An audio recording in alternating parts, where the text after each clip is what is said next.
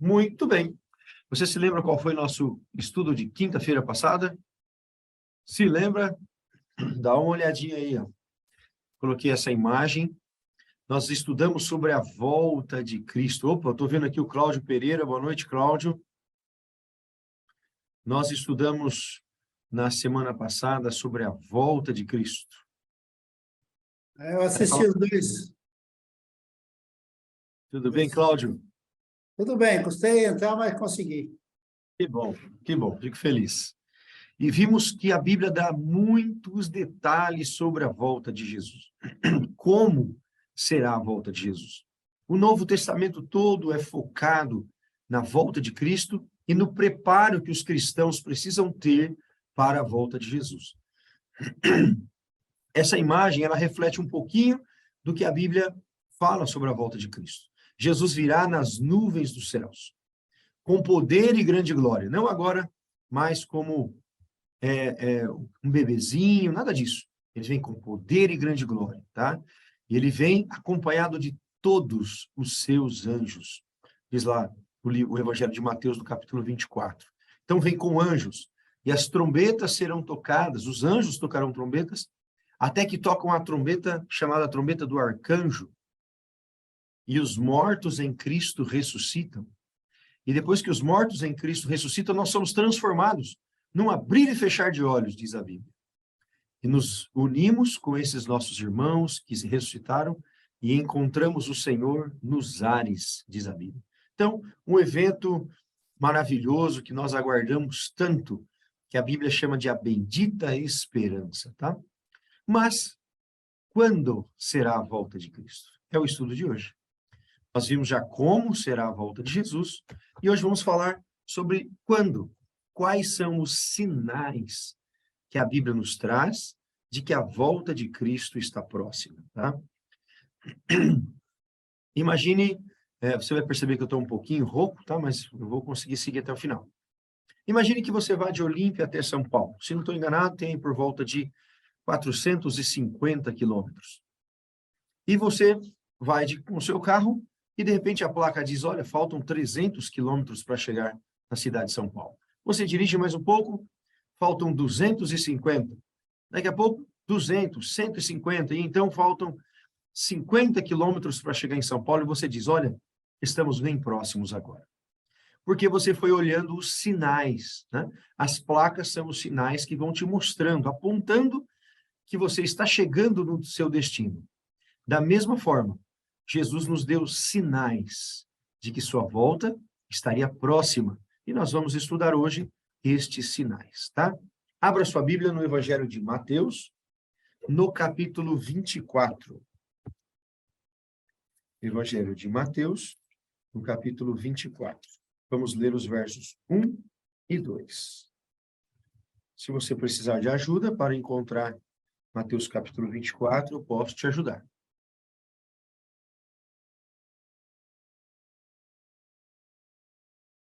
Evangelho de Mateus, no capítulo 24, versos 1 e 2.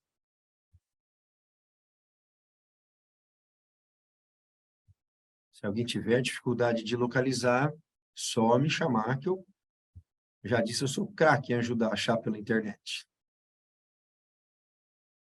Todos encontraram? Temos algum voluntário para oração, para a leitura? Quem vai fazer a primeira leitura? Posso ler. Pode. Quem foi? Rosana. Rosana, você vai ler, então, o capítulo 24, os versos 1 e 2, fazendo favor, tá? Tudo bem.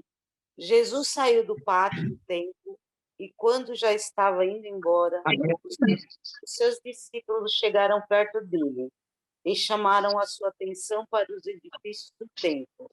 Então ele disse, vocês estão vendo tudo isso? Pois eu afirmo a vocês que isto é verdade. Aqui não ficará uma pedra em cima de outra. Tudo será destruído. Muito bem. Jesus estava... Muito obrigado, Rosana. De nada. Eu vou colocar todos mudos aqui, tá?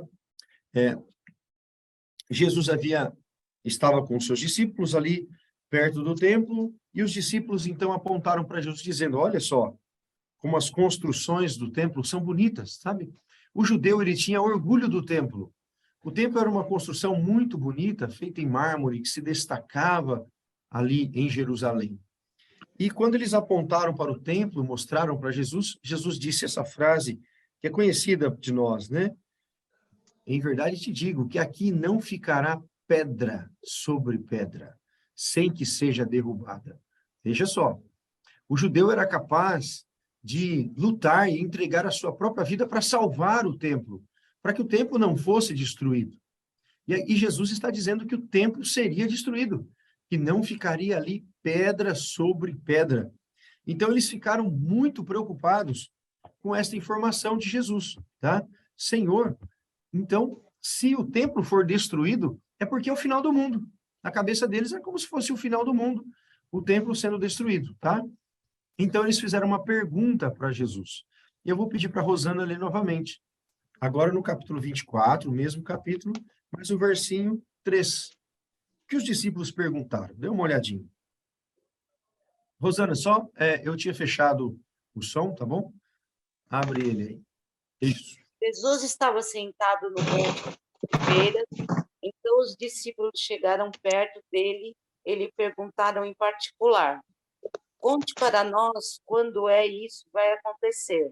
Que sinal haverá para mostrar que chegou o tempo de que o Senhor voltar e de tudo acabar?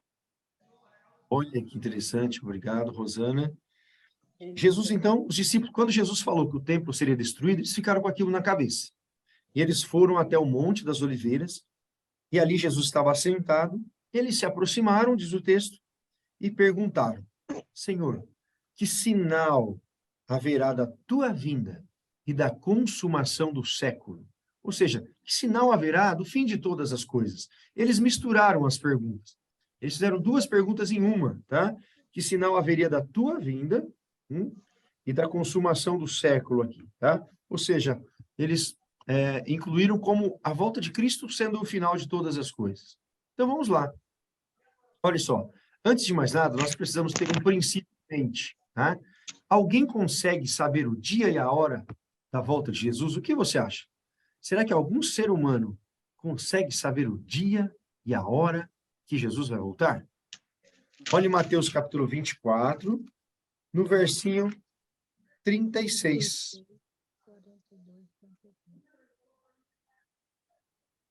Mateus capítulo 24, no verso 36. Alguém gostaria de ler? Algum outro voluntário? Eu posso ler. Beatriz, pode ler, por favor, Beatriz, Camila. Porém, daquele dia e hora ninguém sabe, nem os anjos do céu, nem o Filho, mas unicamente meu Pai. Olha que interessante, obrigado, Camila. Você vai ler o próximo também. Olha só, Jesus foi muito claro aqui a respeito daquele dia e hora. Ninguém sabe.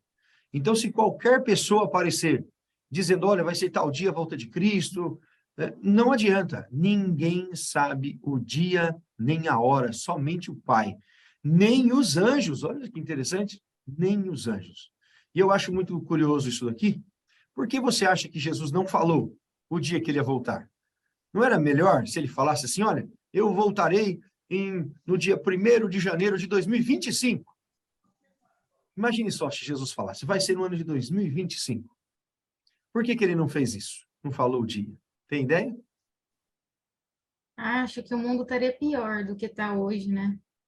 As pessoas viveriam como se fosse o último dia. Eu acredito, não sei. Camila, o Severino está levantando o dedinho, pode abrir o microfone, Severino. Eu acredito que é devido à nossa relapsidade, né, com as coisas de Deus. E aí, se eu soubesse a data específica, eu iria fazer tudo que eu bem entendesse, aí quando estiver chegando a véspera, eu me arrependia, tudo estava certo, eu iria para o céu. Aí ficaria fácil. Também penso assim. Imagine só, eu sei o dia, então eu posso bagunçar agora, viver do jeito que eu quero. Quando tiver faltando um mês, eu conserto a vida, né? Poderia ser. Então, Jesus preferiu, o fato é que Deus preferiu que ninguém soubesse o dia e a hora. Mas o objetivo é muito claro, sabe por quê? Porque eu e você temos que estar preparados todos os dias. Não importa se Jesus vai voltar amanhã ou daqui 10 anos, não importa. Eu tenho que estar preparado hoje. Até porque eu posso morrer hoje e o meu destino estar selado hoje, não é? Então, em cada dia eu tenho que estar preparado. Dá uma olhadinha para você ver como era essa a ideia de Jesus. No verso 42, a Camila vai ler para nós o verso 42 e 43, Camila. Do mesmo capítulo 24. Vigiai, pois, porque não saibeis a hora que há de vir o vosso Senhor. Mas considerai isso: se o pai de família soubesse a que vigília da noite havia de vir o ladrão, vigiaria e não deixaria que fosse arrombada a sua casa. Pode ler o 44 também. Por isso, estai vós apercebidos também, porque o Filho do Homem há de vir a hora em que não penseis. Olha que interessante. O versinho 42, assim, ó. Portanto, vigiai, pois não sabeis o dia nem a hora. Então, qual que é a ideia de Jesus? É que nós temos que estar vigilante todos os dias, tá? Buscar a Deus todos os dias, como se ele fosse voltar hoje. Você vai dormir essa noite e vai orar, Senhor, obrigado por essa noite, e eu coloco a minha vida nas mãos do Senhor. Porque nós não sabemos nem se nós vamos acordar no outro dia. Agora, se acordarmos, agradecer a Deus pela noite de descanso e pedir que ele cuide do novo dia. Viver um dia de cada vez, preparado todos os dias, tá bom? Essa é o que Jesus espera de cada um de nós. Vamos seguir aqui. Agora sim, Jesus vai dar alguns detalhes. Os discípulos fizeram uma pergunta que envolvia duas coisas, como eu disse, né? Envolvia a destruição do templo e também os finais dos tempos, a sua volta. E Jesus, então, respondendo essa pergunta, falou algumas coisas que nós vamos ler agora. E ele deu alguns detalhes de como estaria o mundo religioso, como estaria o mundo da natureza, como estariam as relações humanas, tá? Nos últimos dias. Então, dá uma olhadinha em Mateus capítulo 24, versos 4 e 5. Como estaria o mundo religioso nos últimos dias? Mateus capítulo 24, versos 4 e 5. Tem algum voluntário para a leitura? Gostaria aqui, pastor. Ótimo, Severino. Deixa eu só repetir o versinho para eu abaixei a imagem aqui. Capítulo 24, versos 4 e 5. Pode ler, Severino. Amém. Após os discípulos terem indagado quanto à sua volta e o fim do mundo, Jesus respondeu no versículo 4 e 5. Jesus respondendo disse-lhe: acautelai-vos que ninguém vos engane, porque muitos virão em meu nome, dizendo: eu sou Cristo, enganarão a muitos. Olha só que interessante. Jesus, então, ele, olhando para o futuro, respondendo essa pergunta, ele disse, acautelai-vos, porque virão muitos no futuro, em meu nome, dizendo, eu sou o Cristo. Viriam, então, falsos cristos. E o texto diz, Jesus dizendo, que eles enganariam a muitos.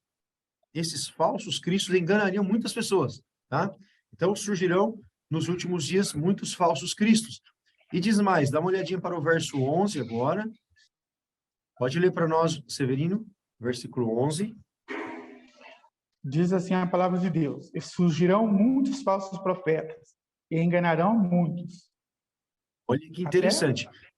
Só o verso 11. Além de falsos cristos, falsos profetas. Você sabe o que é um falso profeta? Primeiro, nós temos que saber o que é um verdadeiro profeta, né? Um profeta verdadeiro, ele é alguém que fala em nome de Deus, tá? Ele fala de algo revelado pelo Senhor.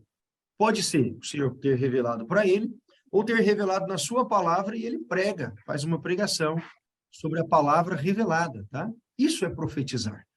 É falar a palavra de Deus.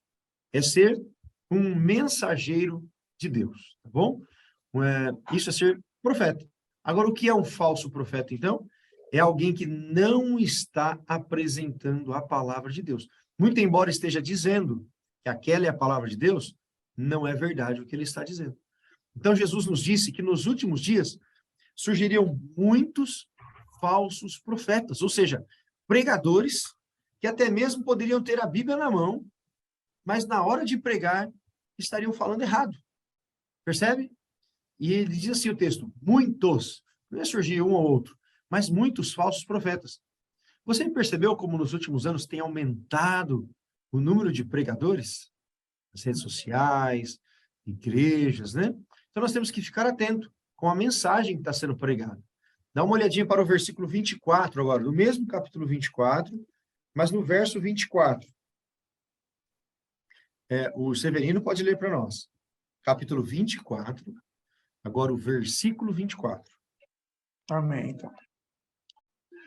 Versículo 24. Porque surgirão falsos cristos e falsos profetas, e farão grandes sinais e prodígios, que, se possível fora, enganarão até os escolhidos. Olha que texto que o Severino leu. Porque surgirão falsos cristos e falsos profetas, operando grandes sinais e prodígios. Gente, nos últimos dias surgirão falsos profetas, falsos pregadores, que realizarão até milagres, mas não serão em nome de Deus, é o que diz o texto. Está observando a seriedade disso? Então, não basta um pregador da palavra realizar um sinal, um prodígio, um milagre, para dizer que ele é um profeta verdadeiro, um pregador verdadeiro, tá bom? O fato é que aumentaria demais nos últimos dias os falsos profetas. E eu quero convidar você a pensar, né? Hoje você passa os canais da TV, vários são religiosos. E alguns prometem só cura e riqueza. Cura e riqueza. Tá bom? Você tem que dar para então receber. E quanto mais você dá, mais você recebe, dizem alguns pregadores. E você tem que dar para ficar rico. Estou falando alguma coisa errada? Na internet está cheia disso também. Eu vou dizer para você claramente, é um falso profeta. Falso profeta, porque a Bíblia não trabalha assim. Vai ter um dia que nós vamos estudar sobre o dízimo verdadeiro. O que significa o dízimo? O dízimo é um relacionamento nosso com Deus, de fidelidade. Eu não devolvo o dízimo simplesmente para receber uma fortuna. Não tem nada a ver com isso. Nada a ver com isso, tá bom? E alguns dizem, você tem que dar. Eu já vi casos de gente que vendeu uma casa. E deu uma casa lá na igreja. Aí alguém pode dizer, nossa, isso foi muita fé, né? Na maior parte dos casos não é fé, é ganância, porque ele deu uma casa para receber duas. Se ele tivesse doado a casa dele para a pregação do evangelho, sem esperar receber em troca, eu ia dizer que era muita fé. Mas você vendeu o seu carro para dar o dinheiro, para ganhar um carro melhor, não é assim que a Bíblia trabalha, tá? Isso é a falsa teologia da prosperidade. Em outras, você entra e são só curas e mais curas e mais curas. Olha, eu vou contar uma história para você verdadeira. Eu conheço uma pessoa com quem isso aconteceu, é um advogado. Ele estava passando por alguns problemas, um momento difícil de sua vida. Ele, então, foi em uma igreja. Ele sempre ouvia falar dessa igreja, foi na igreja. E lá ele ficou impressionado, porque num determinado momento o pregador chamou as pessoas na frente para serem curadas. Serem curadas, dor de cabeça, curado, curado. E uma pessoa, então, foi de cadeira de rodas. E essa pessoa foi curada. E ela saiu andando da igreja. Então, todos ficaram felizes. E ele, outro dia, estava em outra cidade, e ele disse, olha, eu vou na igreja de novo. E foi na igreja, naquela mesma igreja, só que naquela outra cidade. E o pregador começou a pregar, tá? E começou novamente a curar as pessoas. E, para a sua surpresa, aquele mesmo homem que era aleijado e que andou, entrou naquela outra igreja e foi curado novamente e saiu andando novamente. Então, ficou claro para ele que, na verdade, aquela cura não era verdadeira. Tá bom?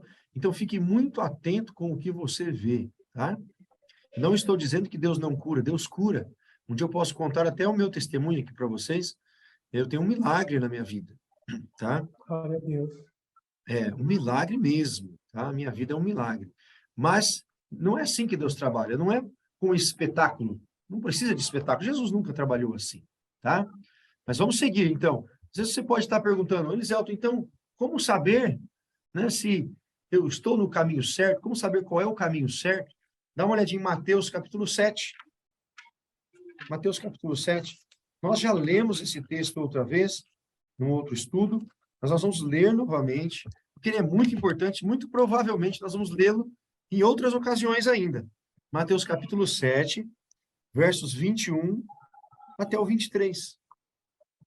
Sobre esse assunto de falsos profetas, tá? O texto diz assim, eu vou fazer a leitura.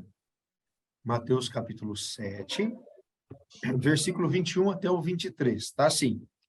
Nem todo o que me diz, Senhor, Senhor, entrará no reino dos céus, mas aquele que faz a vontade de meu Pai, que está nos céus. Tá bom até aí. O texto começa assim. Nem todo aquele que diz, Senhor, Senhor, entrará no reino dos céus. Sabe, não basta você ficar clamando, Senhor, Senhor. Isso não garante o céu para ninguém, não é assim. Mas ele diz, quem vai estar no reino dos céus?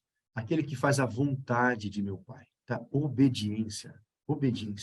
É estudar a palavra, saber o que Deus espera de nós e obedecer com sinceridade no coração, com amor a Deus, obedecer dentro do que você conhece, ser sincero. Bom, está aqui. Não é aquele que diz Senhor, Senhor. E diz mais, o texto vai avançar. Olha o verso 22 agora. Mas naquele dia, ou seja, no último dia, hão de dizer-me, Senhor, Senhor, porventura não temos nós profetizado em teu nome? E em teu nome não expelimos demônios? E em teu nome não fizemos muitos milagres? Então lhes direi explicitamente, nunca vos conheci, apartai-vos de mim, os que praticais a iniquidade.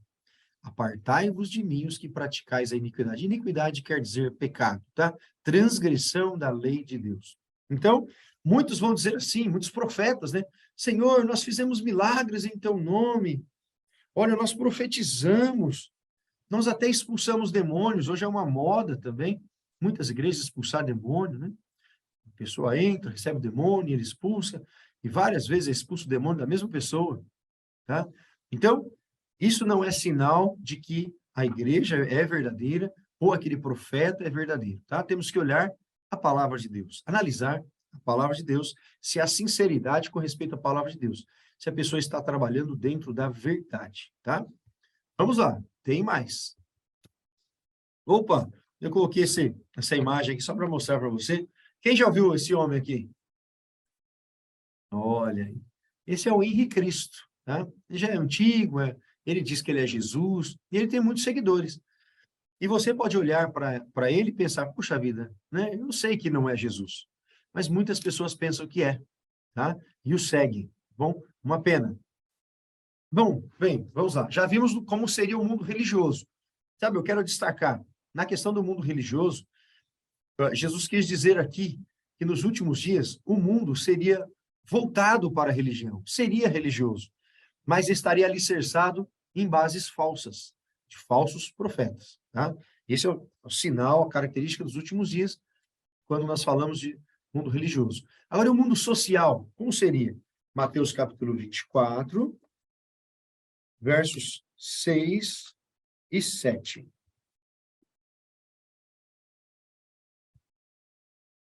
Evangelho de Mateus, no capítulo 24, versículos 6 e 7. Algum voluntário para a leitura?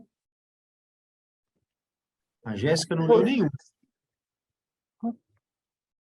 Antes, a Jéssica vai ser o próximo. A Isabela que chamou, foi a Isabela? Foi. Ah, então a Isabela lê para nós. Ó, Mateus capítulo 24, versos 6 e 7. Certo. Vocês ouvirão falar de guerras e rumores de guerras, mas não tenham medo. É necessário que tais coisas aconteçam, mas ainda não é o fim. Nação se levantará contra a nação, e o reino contra o reino. Haverá fome e terremotos em vários lugares. Verso 8, por favor. Tudo isso será o início das dores. Olha que interessante. O texto fala de alguns eventos, guerras e rumores de guerras, nação contra nação, fomes e terremotos em vários lugares, tá? Fomes e terremotos em vários lugares. E o texto diz, tudo isso é o princípio das dores. Eu quero te explicar essa expressão. tanto aqui em Mateus como em outros livros da Bíblia, é chamado o princípio das dores, é comparado com as dores de parto. A mulher que vai ter um parto. Imagine só uma mulher que está grávida, então, há 3 meses, 4 meses, 5 meses, 7 meses, até que um dia começam as contrações, dando contração. E conforme vai chegando o dia do nascimento, as contrações vão aumentando, tá? Há uma contração que era assim, um dia para o outro, vai aumentando. Agora, no dia, começa a ter várias, e no dia do nascimento, são várias contrações. Então, aqui diz que vai ter guerras, rumores de guerras, terremotos, fome, mas essas coisas sempre existiram, guerra sempre teve, terremoto sempre teve, né? Bem, só que com o aproximar da volta de Cristo, isso vai aumentando, vai sendo como as dores daquela que vai dando parto. Conforme vai chegando a hora do nascimento, as dores aumentam, as contrações aumentam, então você vai tendo mais terremotos, mais guerras, mais fomes, sabe? A coisa vai avançando, o mundo vai chegando numa situação caótica, muito crítica. É isso que Jesus quer dizer. Guerras e rumores de guerras, tá? Então, o mundo dos últimos dias, a humanidade, após a Segunda Guerra Mundial, eles pensavam que o mundo ia entrar num período de paz. E o mundo nunca conseguiu essa paz. No período da pandemia, os conflitos diminuíram um pouquinho. Foi só a pandemia terminar, uma grande guerra já surgiu novamente lá na Europa, e nós estamos presenciando uma guerra. Uma guerra perigosíssima, que ela pode até se tornar uma guerra nuclear, né? Rússia e Ucrânia, e o Ocidente tem apoiado a Ucrânia. Algo inimaginável, achava que nunca mais a Europa ia presenciar uma guerra, e nós estamos presenciando uma guerra muito grande. Mas o que acontece é que nós acostumamos. Você pode ver que hoje em dia eles até falam um pouco, né, sobre a guerra da Ucrânia. São pessoas morrendo todos os dias. Imagine só, você mora aqui na cidade de Olímpia e a guerra nos alcança. Você simplesmente perde tudo. Tudo. Sua casa é destruída, você não tem mais trabalho, tudo. Essa a situação de um país inteiro chamado Ucrânia. Muitas pessoas saíram, milhares, milhões saindo do país, né? Uma situação terrível, nós acostumamos. Só que, ao mesmo tempo, no mesmo tempo que acontece a guerra da Ucrânia, existem outros 20 grandes conflitos ao redor do mundo, de guerras. É o cenário que Jesus trouxe aqui, guerras e rumores de guerras, e isso só vai aumentando. E nós ficamos sempre na expectativa que vai diminuir, mas está sempre aumentando, porque a profecia já dizia que seria assim. Olha para o mesmo capítulo 24, mas agora os versos 10 até o 12.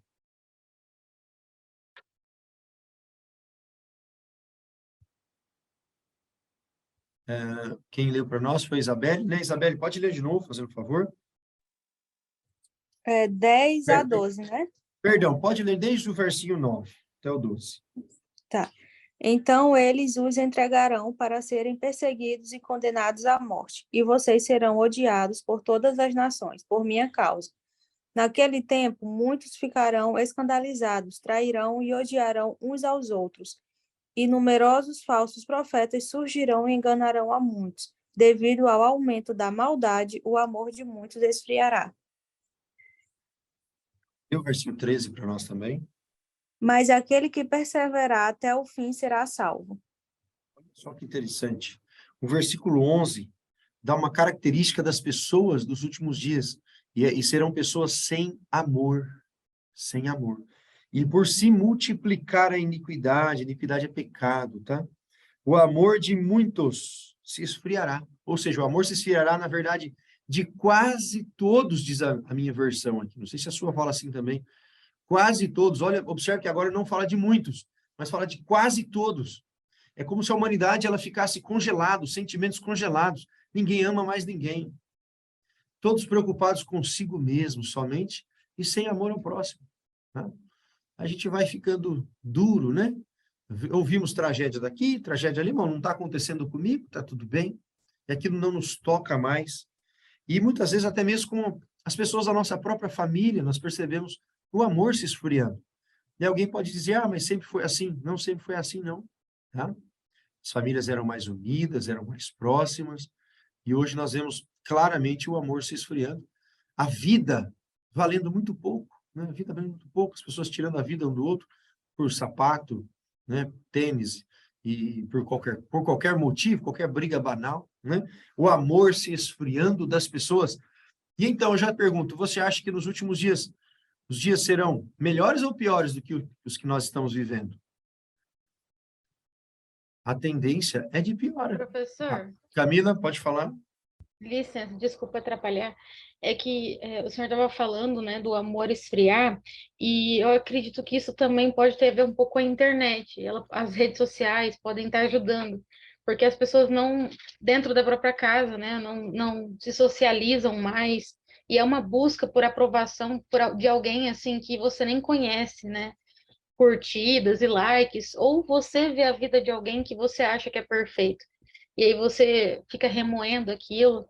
E eu acho que pode contribuir também. As redes sociais é bom ficar bem esperto, né?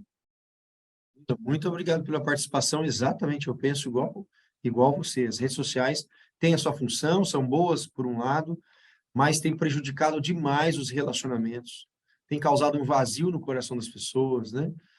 E está levando a esse esfriamento do amor também, está contribuindo para esfriar o amor. Agora, o versículo 13 que a Isabelle leu para nós, quero que você olhe aí. Qual é o segredo, então, para não ser contaminado, para não viver igual as pessoas dos últimos dias vivem?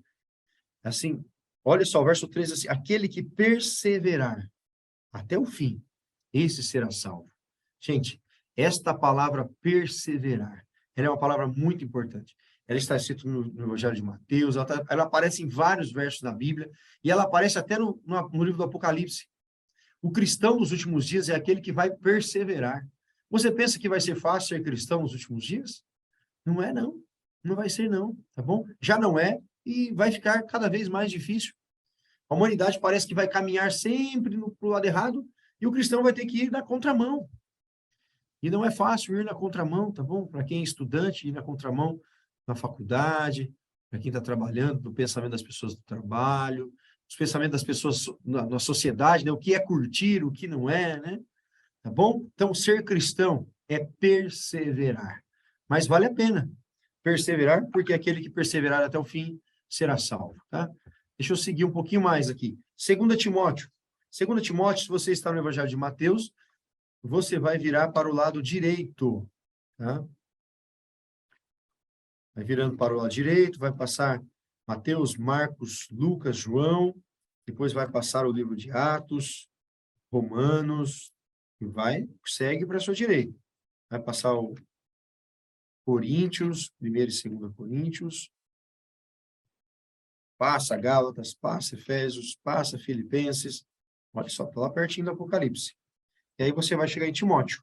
Observe que Timóteo tem 2 livros, tá? 1 Timóteo, primeira carta, e segunda carta. É a 2 Timóteo que nós estamos falando, no capítulo 3, versos 1 ao 5. 2 Timóteo, capítulo 3. Será que todos já encontraram? Eles acharam mais rápido que eu, então, hein? Deixa eu ver aqui. O pessoal tá craque. Já achou, Jéssica? Ótimo. Pode ler para nós, Jéssica? Então, só abre o seu microfone. Capítulo 3 de 2 Timóteo, no verso 1. Leia o verso 1 primeiro, que eu quero comentar o versículo 1, por favor. Saiba disso. Os últimos dias sofreram terríveis. Olha que interessante. A sua versão falou terríveis, é isso? Terríveis. Olha, a minha versão fala assim, ó. Saiba isso, porém isso. Nos últimos dias sobrevirão tempos difíceis. A versão da Jéssica fala terríveis. Pergunto, os últimos dias serão tempos fáceis ou tempos difíceis? E você quer moleza? Né? Olha, a Bíblia já está dizendo que os últimos dias serão difíceis. Nós temos que entender isso, tá? Saber que os últimos dias serão difíceis mesmo. É isso que está dizendo a Bíblia. Agora pode ler para nós. Jéssica, desde o verso 2 até o 5.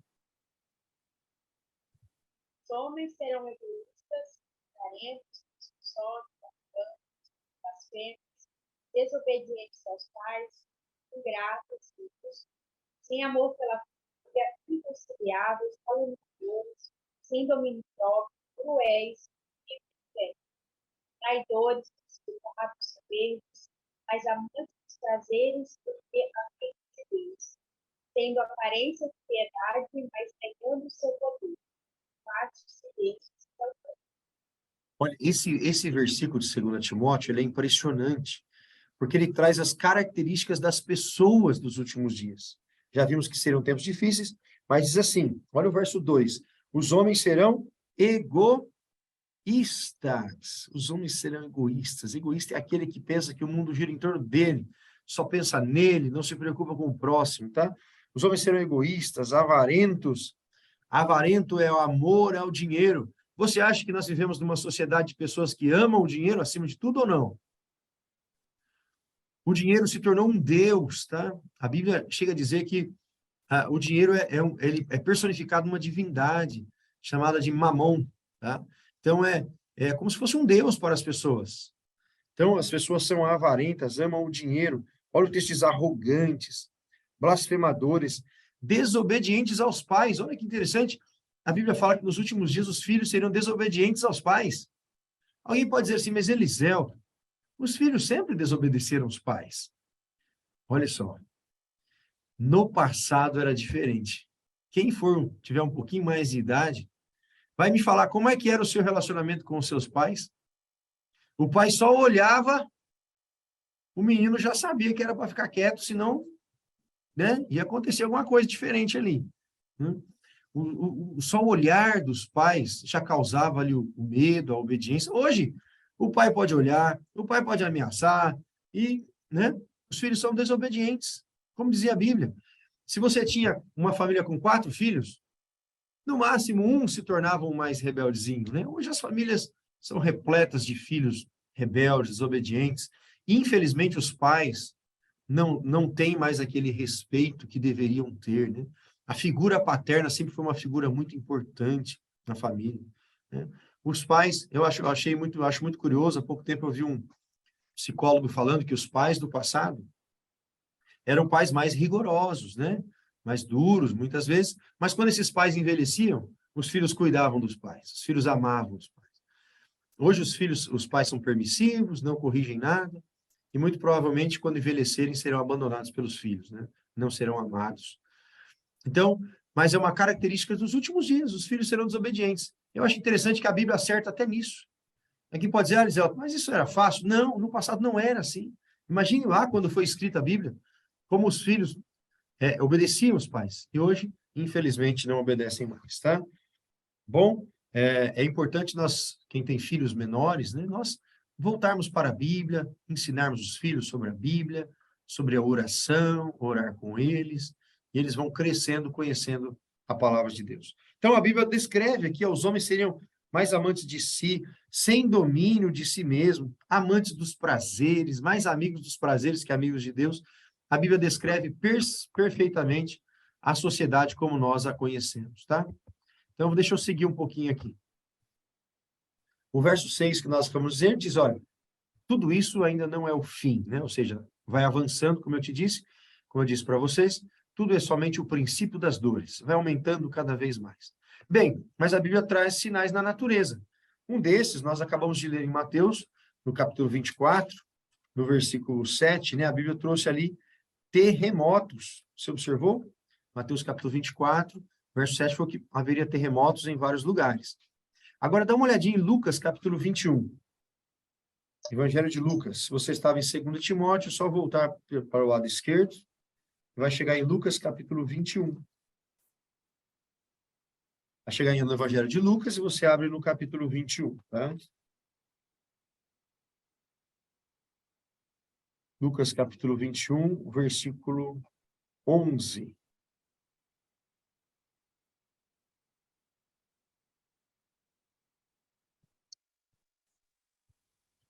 Evangelho de Lucas, no capítulo 21, versículo 11.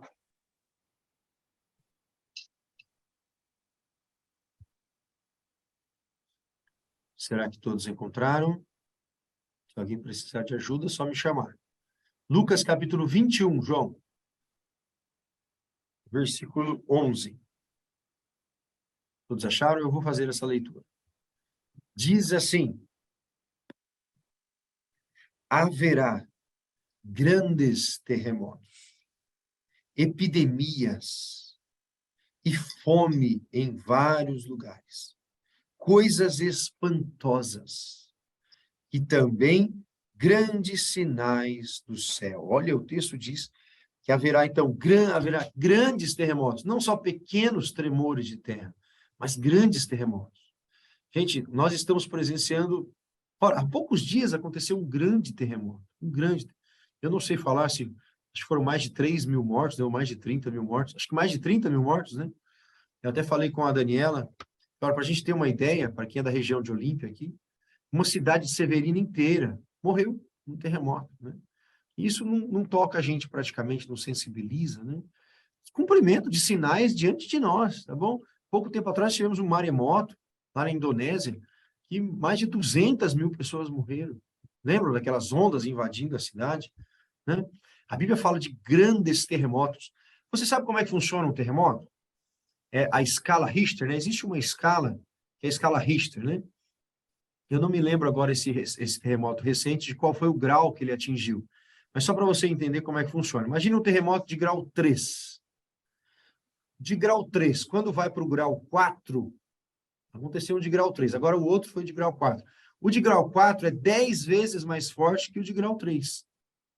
Né? E o de grau 5 é 10 vezes mais forte que o de grau 4. Por isso a escala Richter é escala mesmo, uma escala assim, muito poderosa. O de grau 6 é 10 vezes mais forte que o grau 5, e assim até o nível 10. O mundo nunca conheceu um terremoto de nível 10. Nível 10 é um terremoto que abala o mundo inteiro, tá? Nunca aconteceu. Se não estou enganado, aquele da Indonésia, que morreu aquele monte de gente, foi de 8,5, olha, quase 9. Né? Um nível muito alto. Esse que teve mais de 30 mil mortos, recente, ele foi de escala, não chegou a 8. Bom, a escala dele. Então, imagine só, aqui o texto diz que grandes terremotos acontecerão. Agora dá uma olhadinha nos versos 25 e 26. Capítulo 21 mesmo, os versos 25 e 26. Diz assim, antes do capítulo 20, verso 25, gostaria de destacar algo mais do verso 11. Fala assim, ó, dá uma olhadinha de novo. Capítulo 21, verso 11. Haverá grandes terremotos. Qual é a próxima palavra? Qual a próxima palavra? Epidemias, pandemias. Epidemias. Gente, isso tem que tocar na nossa mente. Nós estamos esquecendo o que nós vivemos recentemente, né? Aconteceu, agora a gente já nem está ligando mais porque aconteceu, parece que já faz muito tempo, mas não faz. Foi há pouco tempo atrás, vivemos uma pandemia, né? E cumprimento profético, a Bíblia está se cumprindo. E diz aqui epidemias, isso pode acontecer mais vezes, tá? É o que está na Bíblia, tá bom? Cumprimento profético diante de nós. Vamos lá agora para o versículo 25, capítulo 21, verso 25. Olha só que interessante. Haverá sinais no sol, na lua e nas estrelas. Sobre a terra, angústia entre as nações, em perplexidade por causa do bramido do mar e das ondas. Deixa eu comentar isso daqui. O texto fala de angústia entre as nações e também em perplexidade por causa do bramido do mar e das ondas. Sabe que há um medo muito grande no mundo, um medo por parte dos cientistas, que é o medo do derretimento das geleiras. Já ouviu falar nisso? Tenho certeza que sim, o aquecimento global. Se em poucos graus que o mundo aquecer, pode acontecer o derretimento das geleiras e subir o nível do mar e cidades litorâneas desaparecerem, simplesmente. E aqui a Bíblia fala que haverá uma angústia e perplexidade por conta desses eventos que podem acontecer. O verso 26 fala assim, ó, capítulo 21, verso 26. Haverá homens que desmaiarão de terror pela expectativa das coisas que sobrevirão ao mundo, pois os poderes do céu serão abalados. Olha, os homens, aqui o texto diz que os homens vão olhar para tudo isso e vão desmaiar de terror. Sabe o que quer dizer isso? Vão olhar, ver todos os eventos acontecendo e não vão ver que não tem saída. Uma vez eu conversei com um teólogo muito importante e ele falou que a tradução, uma boa tradução, trazendo para a linguagem de hoje, seria a humanidade num beco sem saída. O homem, e agora? O que nós podemos fazer para mudar? Não tem mais como mudar. A ciência vai concluir, não tem mais como mudar. Tragédia em cima de tragédia, não tem mais o que fazer. Esse que é o desmaiar de terror, na expectativa das coisas que sobrevirão ao mundo, tá bom? Então, este é o sinal, este é Esses são os sinais da natureza que vão acontecer nos últimos dias e nós temos que ficar atentos, porque eu creio que eles estão acontecendo diante de nós. Aqui eu tenho uma escala, não sei se dá para ver muito bem, do aumento de terremotos, porque alguém pode dizer, Eliseu, terremotos sempre houve. Não. Olha, nós passamos alguns séculos sem grandes terremotos, e alguns com poucos grandes terremotos. Mas a partir dos anos, do final dos anos 90, aí, aumentou, assim, muito, muito, muito o índice de grandes terremotos, tá bom? Então, isso tem acontecido diante de nós. Essa é a imagem daquele maremoto, né? Um terremoto que acontece no fundo do mar e provoca aquelas ondas. Tivemos quase 2 seguidos, um na Indonésia e outro no Japão, que muita gente morreu também, acho que 70 mil pessoas morreram, que também foi um terremoto de escala quase 9. Isso é muito forte, isso é muito forte. Tá?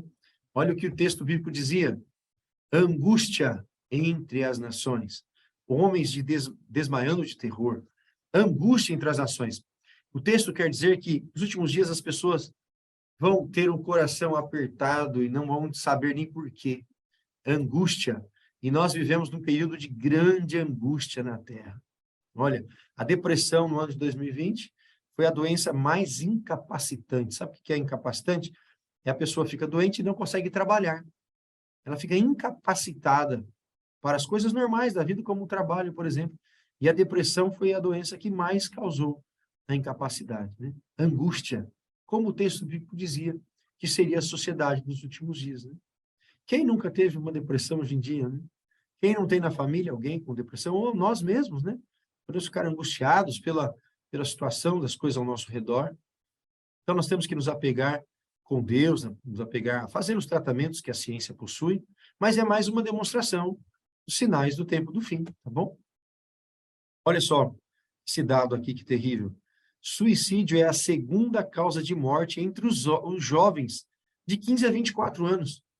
Diz a OMS, né, a Organização Mundial de Saúde.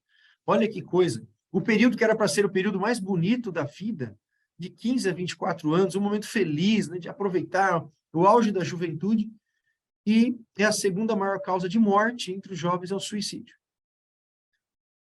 Jovens angustiados, não vendo saída para as coisas e cometendo suicídios. Então, nós vemos que Jesus está para voltar, ele precisa voltar, tá bom? Os sinais estão se cumprindo diante de nós de maneira muito clara. Agora, qual é o conselho para quem vive nos últimos dias? Você pode estar me ouvindo e estar aí preocupado, talvez até com medo dos últimos dias. Mas a Bíblia tem um conselho para você, e eu já adianto. Não é para nós termos medo, tá bom? Não precisa. Dá uma olhadinha no Evangelho de Lucas, no capítulo 21, no versículo 29.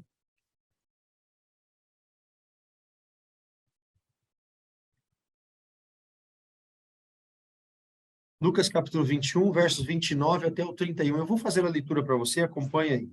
Então, com o horário um pouquinho passado. Diz assim, Jesus dizendo: ainda lhes propôs uma parábola, dizendo: vede a figueira e todas as árvores, quando começam a brotar. Vendo-o, sabeis por vós mesmos que o verão está próximo.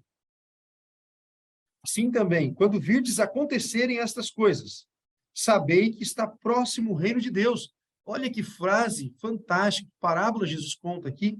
Ele faz uma comparação, ele fala lá para os homens dos seus dias, né? Olha, vocês olham a figueira, quando ela começa a brotar, vocês sabem que está próximo o verão. E quando esses sinais estiverem acontecendo, saibam também que está próximo o reino de Deus. Dá uma olhadinha para o versículo 34 agora. Capítulo 21 de Lucas, verso 34. Diz assim: acautelai-vos por vós mesmos. Opa, para até aí. Sabe o que é acautelar? É ficar cauteloso, ficar atento. Por quem? Por vós mesmos. Você tem que se preocupar com a sua própria salvação. Em matéria de salvação, o marido não salva a mulher, sabia? Nem mulher salva o marido, nem o pai salva o filho, é cada um individual. São decisões individuais. Você que está me ouvindo, você precisa tomar a sua decisão, eu preciso tomar a minha decisão. Então o texto diz, vamos voltar para ele, verso 34. Acautelai-vos por vós mesmos, para que nunca vos suceda que o vosso coração fique sobrecarregado com as consequências da orgia, da embriaguez e das preocupações desse mundo, e para que aquele dia não venha sobre vós repentinamente como um laço. Ora, e não fique com o coração sobrecarregado com essas coisas, olha, orgia, né? Pecados sexuais, tá? Embriaguez, diz o texto, preocupações com o mundo, para a gente não perder e não tirar de vista, não perder de vista que Jesus está voltando. E continua, pois há de sobrevir a todos os que vivem sobre a face da terra. Vigiai, pois, a todo tempo, orando, para que possais escapar de todas essas coisas que têm de suceder, e estar em pé na presença do Filho do Homem.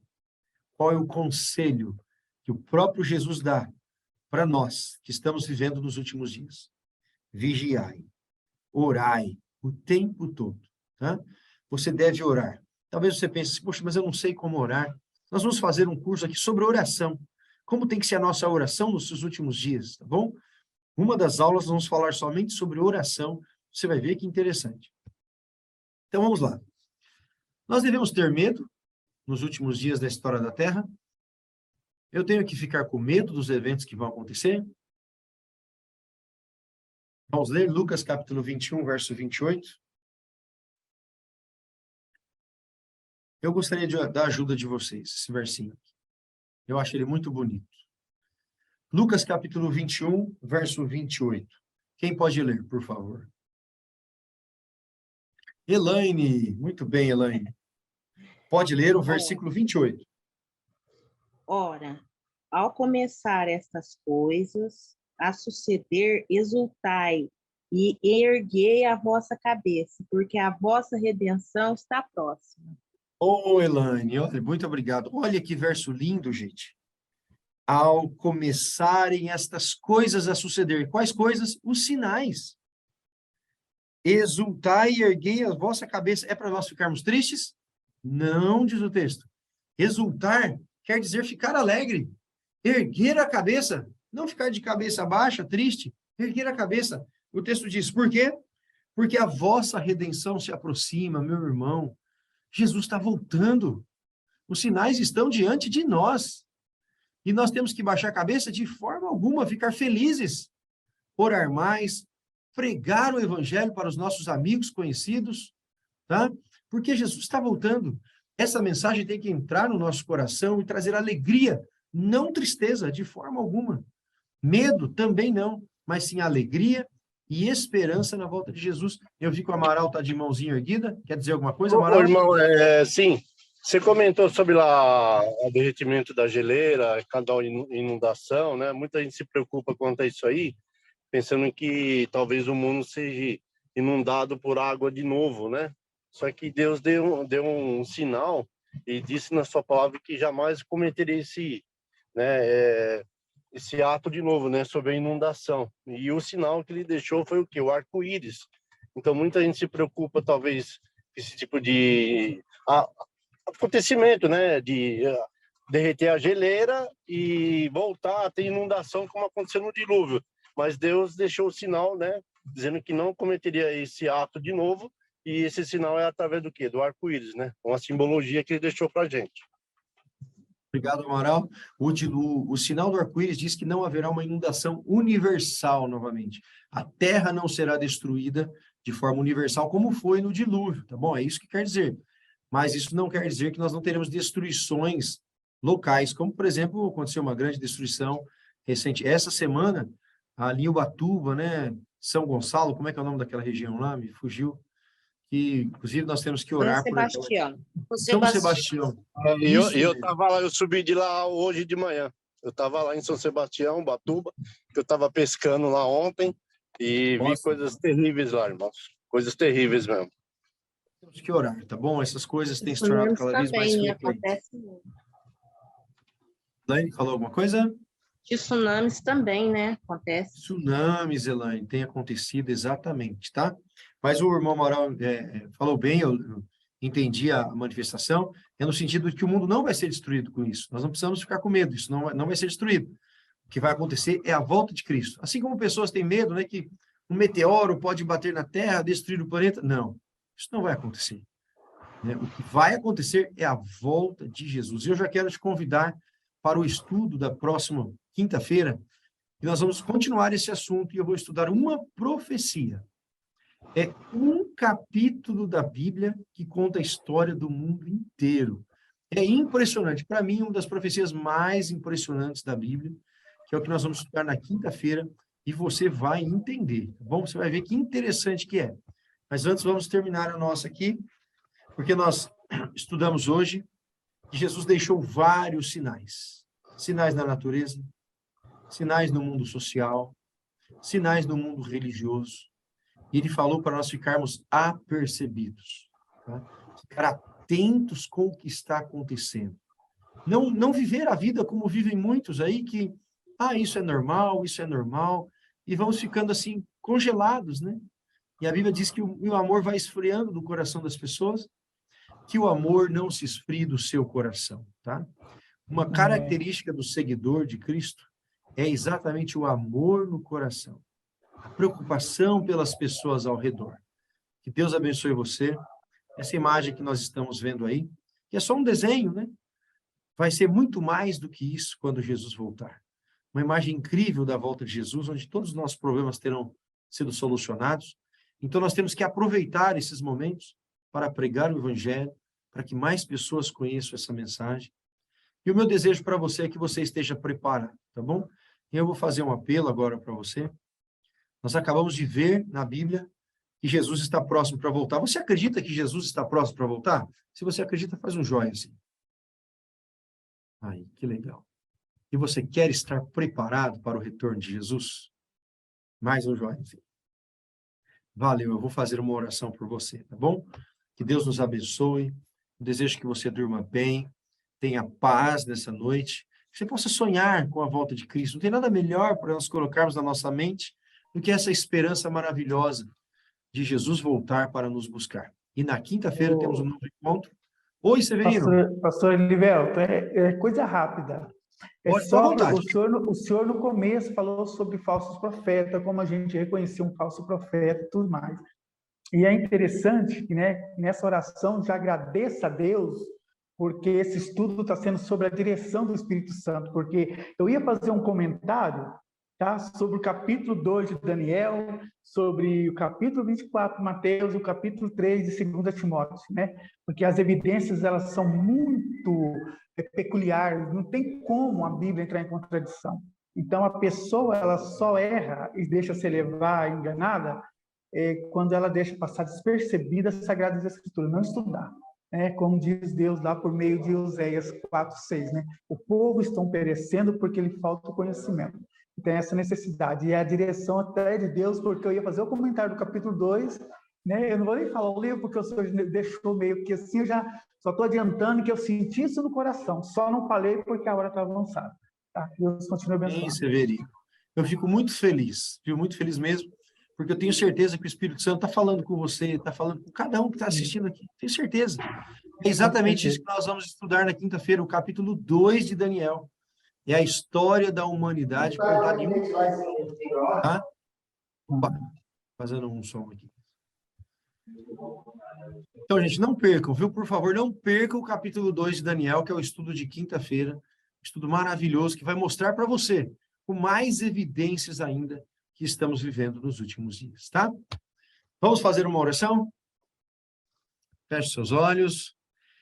Senhor Deus, nosso Pai amado, como foi bom passarmos esses momentos aqui juntos, abrindo a Bíblia, lendo um verso aqui, outro ali. E enquanto nós líamos, Senhor, nós percebemos que o Espírito Santo foi falando ao nosso coração. E agora, bom Pai, eu oro por cada pessoa que acompanhou esse estudo, também por aqueles que vão assistir a gravação, que eles possam ter o amor do Senhor Jesus plantado em seus corações de tal maneira que transborde, Senhor. Transborde para as pessoas ao redor, que outros possam perceber que são pessoas diferentes e que estão se preparando para a volta de Jesus.